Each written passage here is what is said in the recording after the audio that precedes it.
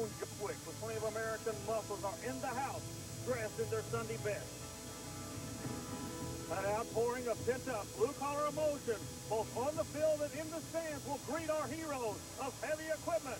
This high-performance powder keg is set to blow any second inside the RCA Dome.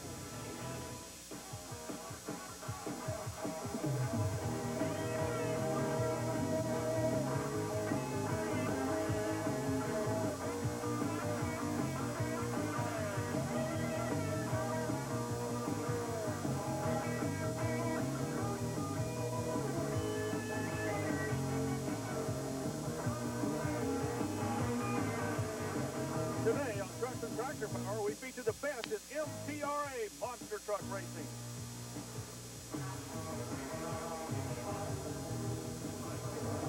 Welcome to the Dodge Monster Drag. I'm Armstrong, and this weekend we're at the RCA Dome in beautiful Indianapolis, Indiana for an invitational. Penda has pulled in some of the top monster trucks in the country. It's a non-points race, so bragging rights are important, and everybody can make a name for themselves. But some of the drivers that have made names are not here. Some of the new kids are. Dan Runte, your defending Penda points champion, didn't make the show. He's not here. Gary Porter, Blue Edition, the big hope for the Chevrolet, down the tube. Pam Botters, last time we saw her, we thought, man, this girl has turned the corner, but Lady Luck jumps up, smacks her. She's not going to be in competition this evening. However, we do have some new blood on the tour, and with more on that, here's Gary Lee. Thanks, Army. Hi, everybody. Hey, we're all ready for round two. In fact, you really need a program to know the players. Two new trucks. One is the Dungeon of Doom, Eric Tack, in this Ford-powered with the GTS fiberglass body. And also new, we have the War Wagon, 1955 Chevy Nomad. Jeff Cook comes out of northern Indiana. Unfortunately, both trucks were defeated in round one. However, this one comes back as a fast loser for round two competition. And here is Jeff Cook losing in round one to Brian Wells. That War Wagon is a 55 Chevy Nomad, a good-looking vehicle, but he was on the trailer early this evening. Track is only 150 feet in length, a short, shut-down area. There was a time for Brian Wells. The Dungeon of Doom, Eric Tack against Fred Schaefer in barefoot. Of course, Fred did not fare so well in the Dodge Monster Drag last season. Would like to redeem himself here in the Dome.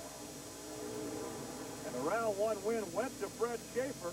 But Eric Tack, as we told you earlier, will come back as a fast loser. 380 for Eric, and Fred Schaefer's clocking was a 353.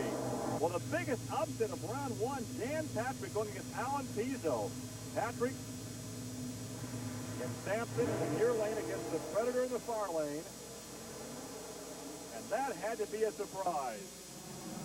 Alan, you've been telling these guys that you can run with them, and I think you're proving it tonight. Your truck looked real good.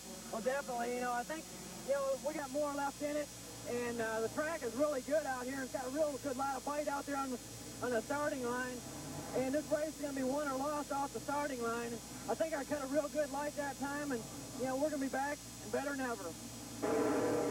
Well, Paul Schaefer had some problems in qualifying. He is in the far lane of the Monster Patrol, and Kurt Dabney had no problem knocking out Schaefer. There's Dabney's time of 3:67. Well, the best race of round one, Ken Deppy takes out Mark Hall and the Executioner. Now, you'll see the margin of victory. Mark Hall will come back as the second fast loser. There's the margin of victory. Ken Deppy at 3:73. Great crowd on hand here in the Dome. We're coming back for more of the hot action. Stay with us. Welcome back to the RCA Dome and the Dodge Monster Drag. Well, Gary, what we're looking at right now is the brand new F-150 Ford body style, just being released for the public to see the first time. Of course, Eric Meager on board the new Bigfoot truck as we take a look at the pairings now for round two. The two fast losers coming back, the Executioner and Dungeon of Doom. So there is Eric Tack in the brand new Dungeon of Doom truck. I like that fiberglass body. You know, the fiberglass body here, there's a story. A fellow named George Link owns a company called GTS Fiberglass out of Wentzville, Missouri, and he uses these trucks as creative pieces for him. He's built this truck, he's built Snakebite, he's built Samson, he works with the Bigfoot team, he's built the Dodge truck, so he is a creator in fiberglass. And some trouble in the shutdown area for Eric Meager. He's on the brakes, and talk about some fiberglass damage. Man, he clouded that outside wall I think that's a metal doghouse on that truck, isn't it? He was road testing that new Ford front end, wasn't he, Gary? Is that fiberglass or metal? It's fiberglass.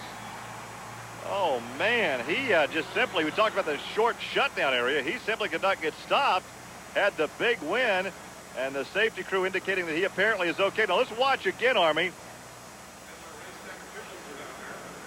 Right there, he has the big wheel stand over. That's what launched him. The second set of cars, he was wheel standing over that, had trouble, high-sided the truck, and then simply could not get all four down on the ground. He slams on the brakes, and then slams the outside retaining wall. That's why you got to hit the brakes only when you got four wheels on the ground. He was dotting the I in Indianapolis. Well, there's a look at the damage to the front of that Ford Bigfoot, but right now, more importantly, the driver's okay. He's with Army.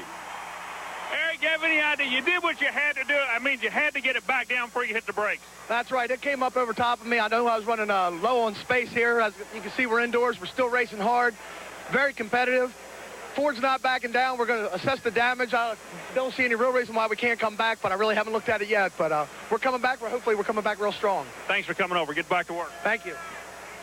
Well, Eric took the football out of the end zone. The only problem is this is monster truck racing and not football.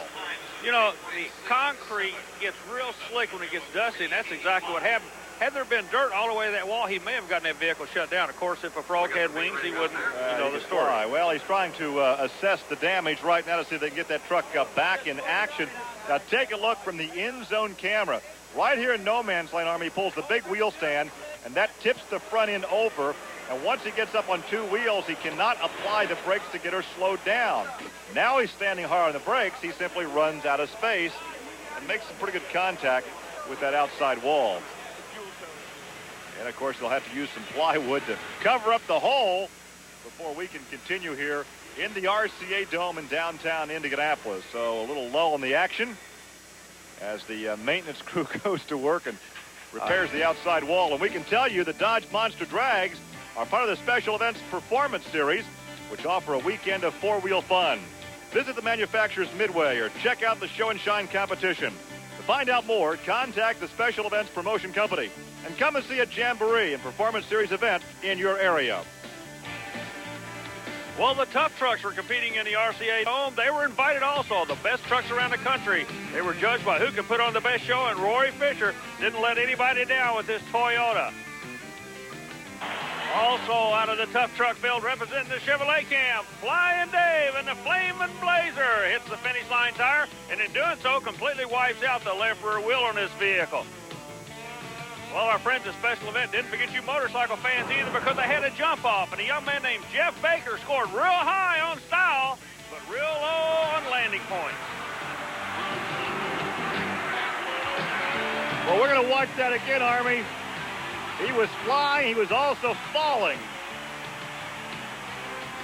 Oh, that's a young man's sport for that reason right there. He was all right, though, and quickly jumped up to take a bow to an appreciative audience. Well, Bigfoot backing into the pit stall there. You can see the doghouse is missing, but the truck is running. So we'll see if they can get that repair done. It's time to get him back in action. Meanwhile, Kirk Dabney is getting ready to take on Alan Pizzo. Pizzo, the Harley and the Predator. Kirk Dabney will be in the near lane. Both of these guys, independent, run out of their own pocketbook. Great people, hard racers. You just like to see either one of them get a break for a corporate sponsor. Well, of course, this will be the beginning of round 2 competition. There's a good look at Kirk Dabney out of Fort Wayne, Indiana. Fort Wayne about 2.5 hours northeast of Indianapolis. And they are staging here in the Dome, the home of the Indianapolis Colts. Of course, the AstroTurf has been put away. The dirt laid down, and Kirk Dabney takes it out the end at a 382. Pizzo used all the shutdown space he had available, and he almost got the outside wall. You're going to say Pizzo was put away, too, but in a different fashion. Dabney's running good, always has run good. Gary, what can you say? He can always be a player. A look once again, Kirk Dabney, the overkill truck in the near lane. He put it on overkill, and he took this victory to go on to the semis. But right now, let's go down trackside and visit with Kirk Dabney. Here's Army. You're looking like the Kurt of old. The truck really looks like it's working for you. Well, Army, we're really happy to be here. As you know, the Hoosier Dome's a tough place for us, or the RCA Dome as it's called now. We've had a lot of bad luck here. Hey, this place owes us a good night. Well, let's see if, in fact, he has a good night. We'll come back with more competition, including Fred Schaefer, coming up next. Stay with us.